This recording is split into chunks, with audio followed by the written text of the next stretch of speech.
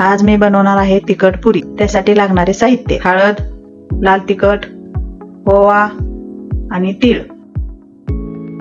जिरे, थोडा आल्याचा तुकडा, हिरवी मिरची, कोथिंबीर, लसण हे सर्व आपण एकत्र करून वाटून घेऊ मिक्सरला बारीक छान, आणि चवीनुसार मीठ। आता आपण हे बारीक वाटून घेतले। आता आपण काय करायचं, सर्व पीठ असे मिक्स करून घ्यायचे। ज्वारीचं पीठ 2 वाट्या टाकते मी, गव्हाचं पीठ 2 वाट्या आणि बेसन 1 वाटी।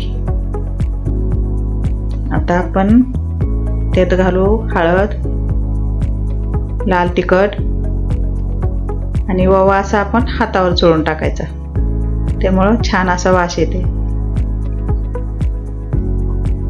आणि आता राहिलेले आपण टाकू तीळ,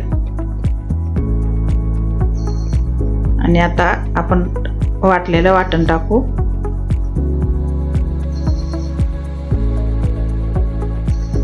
आता हे सर्व आपण असं मिक्स करून घेऊ,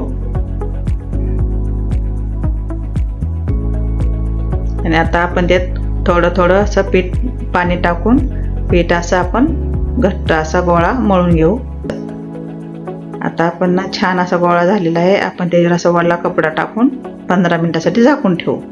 तोपर्यंत बनवू आपण शेंगदाणे, डाळवे, थोडीशी 3-4 हिरव्या मिरच्या आणि आल्याचा तुकडा आणि लसण आणि कोथिंबीर, चवीनुसार मीठ, आणि असं बारीक मिक्सरला वाटून घेऊ। आता आपण ह्यासाठी तडका करू। आपण त्याला आता तेल टाकते, थोडासा कढीपत्ता टाकू आणि तडका मारू।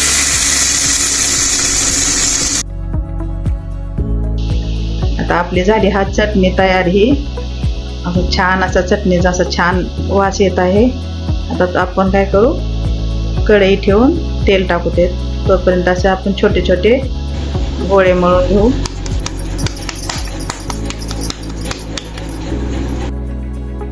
तेल लावून लाटून घ्यायचे। पीठ लावले तर तेवढं व्यवस्थित लागत नाही। आता आपण एक प्लास्टिक घेऊ आणि थोडंसं तेल लावून असं छोट्या छोट्या अशा पुऱ्या लाटून घेऊ। आणि गॅस असा जास्त असा मोठा पण ठेवायचा नाही, असं मध्यम गॅसवर छान अशा कुरकुरीत तळून घ्यायच्या। आणि त्याच्यासोबत चटणी, हिरवी मिरची आमच्याकडे आवडते सगळ्यांना, आणि त्याच्यावर तूप टाकून आणि एक लाईक करा आणि माझ्या चॅनेल सबस्क्राईब करा।